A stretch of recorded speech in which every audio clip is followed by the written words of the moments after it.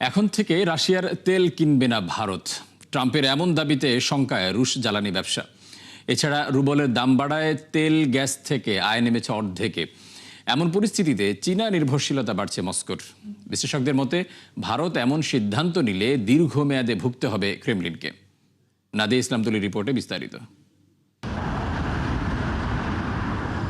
গেল এক বছর ধরে রাশিয়ার তেল কেনা বন্ধ করতে ভারতের উপর চাপ দিয়ে যাচ্ছে ওয়াশিংটন। এবার বাণিজ্য চুক্তির অংশ হিসেবে তেল আমদানি থেকে সরে আসার সিদ্ধান্ত নেয় নয়াদিল্লি। ট্রাম্পের এমন দাবিতে শঙ্কা দেখা দিয়েছে মস্কোর জ্বালানি ব্যবসায়।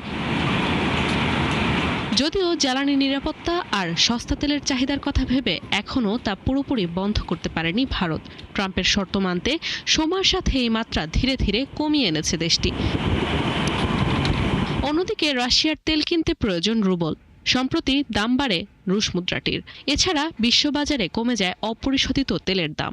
এতে জ্বালানি থেকে আয় নামে অর্ধেকে, অর্থের হিসেবে যা $5 বিলিয়ন।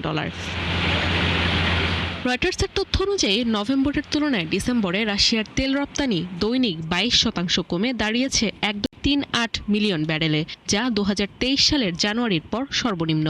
আর মস্কো থেকে ভারতীয় আমদানি নেমেছে 27.5%। বিপরীতে ওপেকের অংশ বেড়েছে 53%।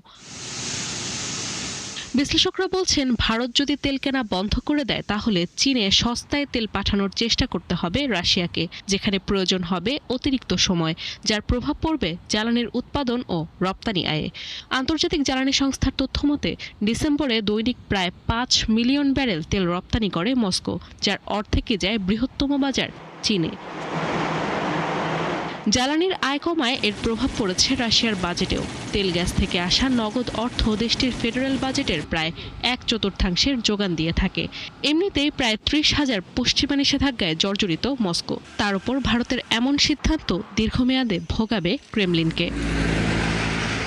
ট্রাম্পকে খুশি করতে ভিন্ন পথে হাঁটছে বিভিন্ন দেশ। কঠোর পশ্চিমা নিষেধাজ্ঞায় ভারতের মতো তুরস্কও কমিয়েছে রাশিয়ার তেল আমদানি। নাদিয়া ইসলাম তুলি, 71।